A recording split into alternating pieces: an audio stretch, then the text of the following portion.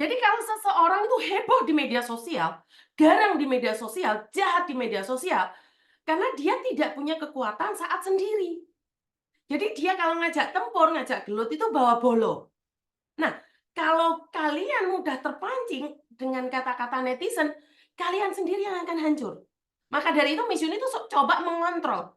Apakah kalian tidak pernah tahu berapa banyak orang yang SMS ke saya, orang-orang menghujat itu ada yang SMS ke saya, Mbak.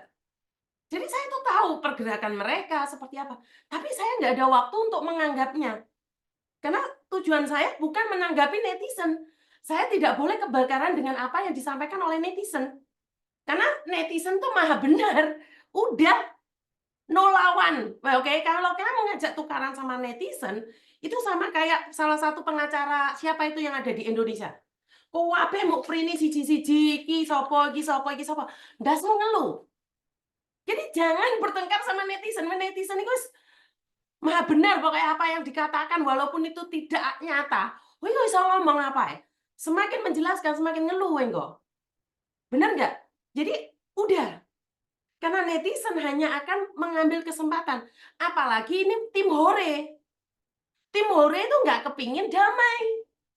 Tim hore itu pinginnya rame. Jadi kalau sampai ada yang kepancing, sampai ada yang terus menggebu-gebu, itu kamu sendiri yang akan sakit. Percayalah, kamu semakin sakit dan semakin sakit. Media sosial saat ini itu ngujatnya udah nggak aturan, Mbak. Ngujatnya itu udah nggak karuan. Udah sampai ke tulang sumsum itu kalau bisa itu dikorek sama netizen. Jadi jangan ditanggapi netizen itu yang ada bikin sakit hati. Udah biarkan, lepaskan. Ya, jadi jangan ditanggepin. Semakin ditanggepin, semakin menggembara itu keinginan netizen untuk jadi temore. Dek sana rame, dia nggak bela kita. Percaya netizen itu nggak akan bela kita. Netizen itu pinginnya rame. Ya, jadi jangan jangan terpancing oleh emosi yang ditunjukkan oleh para netizen. Netizen itu nggak akan legowo kalau orang itu damai gitu loh. Jadi udah nggak apa-apa, lepaskan saja karena netizen itu pingin jadi yang terbaik. Netizen sekarang adalah jadi pengacara, jadi intel, jadi polisi, jadi penegak hukum, jadi praktisi agama. Netizen itu pokoknya semuanya benar. Jadi nangkepin netizen kita stroke sendiri. Jangan ya teman-teman ya. Kalau kalian punya masalah di media sosial, jangan terlalu menyakiti diri sendiri demi netizen. Jadi, yo pilek mbak suaraku. Pilek kurung mari. Jadi buat teman-teman jangan jangan diambil hati ya kalau kalau kalian bermasalah dengan netizen, ah, kita nggak akan selesai. Intinya adalah netizen maha benar, netizen itu adalah intelijen yang tidak bisa disaingi, netizen itu tidak ada pasal yang menjerat mereka, suka-suka mereka. Jadi, apalagi di Hong Kong. Saya pernah ya Mbak ya, satu kejadian, salah satu teman baik saya, itu mokingin saya ke polisi. 16 atau 17 tahun yang lalu, posisi itu saya ada di sentral.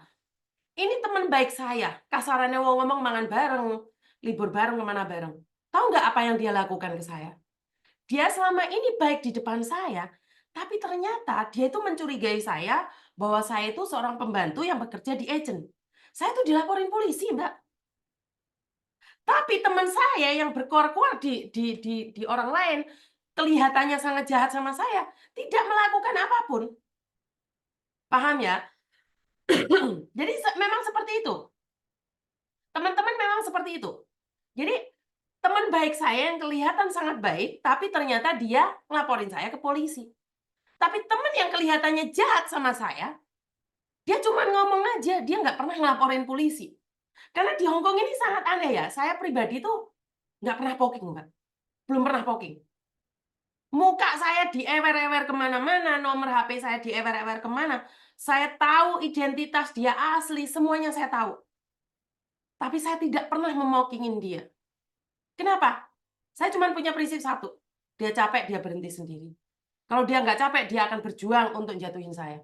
Dan saya doakan dia akan tetap sehat, berjuang menurut pendapatnya masing-masing.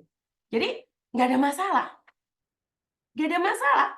Jadi, mungkin suatu saat hatinya terbuka, hati saya terbuka, kita bisa bertemu, dan kita bisa sahabatan. Bener nggak? Saya menganggap dia adalah spion saya yang selalu mengingatkan saya dengan setiap gerak-gerik saya. Dia tidak jahat menurut pendapat saya.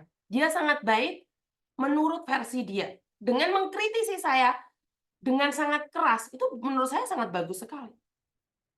Cuman cara dia, kalian tidak suka. Tapi bukan berarti dia benci kok sama saya. Benar nggak? Jadi nggak ada masalah.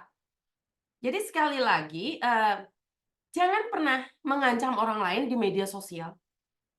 Lakukan saja. Jangan mengancam, karena orang akan ketawa kalau kamu ngancam. Hanya akan membuat geger media sosial. Lakukan saja. Selidiki secara diam-diam dan hancurkan. Itu cara strategis, cara gerilyawan. Jadi kalau kamu bong, akhirnya tus, nggak ada suaranya. Jadi sekali lagi buat teman-teman, yang kalian diancam oleh sindikat, khususnya yang kalian pacaran online, papa online, apapun online itu, hati-hati. Karena mereka itu hanya mengancam saja. Mereka tidak ada kekuatan untuk datang ke kalian. Kemarin kasus Yorpe, kan ada toh sindikat yang mengaku Yorpe, dia menelpon, mengancam-ngancam, akan mendatangkan polisi atau apapun. Masih ingat? Ya memang seperti itu. Jadi mereka bisanya cuma ngancam. Jadi mereka cuma bisanya ngancam, karena mereka tidak bisa melakukan. Giliran paginya saya konfirmasi sama Yorpe, nggak ada tuh. Benar nggak sih? Nggak ada yang namanya orang ngancam terus disiarkan, itu nggak ada. Saya melakukan satu gerakan pada satu orang. Saya itu nggak akan keluar-keluar di media sosial, Mbak. Jika saya melakukan gerakan, saya nggak akan keluar-keluar di media sosial. Ingat-ingat kata-kata saya.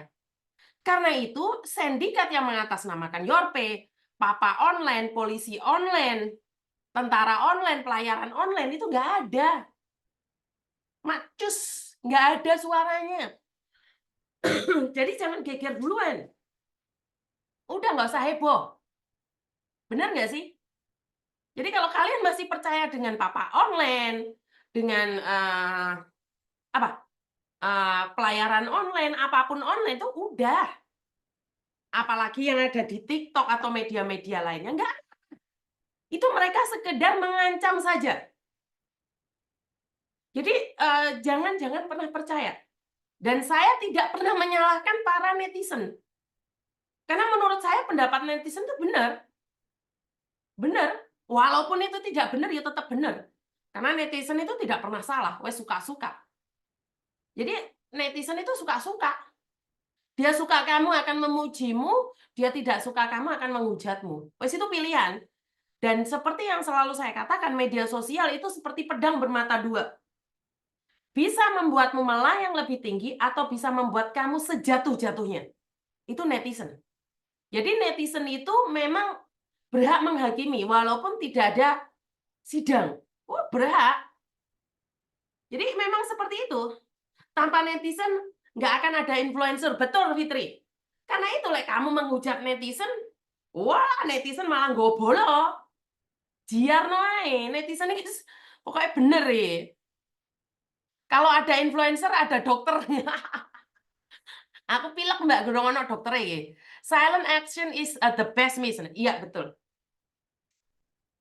Saya cuma ingin mengingatkan bahwa saya melakukan satu gerakan. Kalian tidak akan pernah membaca dan kalian tidak akan pernah merasakan bahwa itu gerakan dari saya.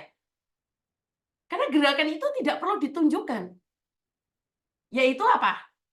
Ya tetap menolong, tetap membantu, tetap memberikan motivasi, tetap melakukan. Ini gerakan saya.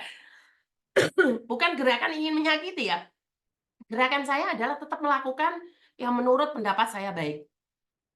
Enggak, saya nggak perlu melakukan action-action yang lain. Bisa dipahami nyampe di sini ya, teman-teman ya?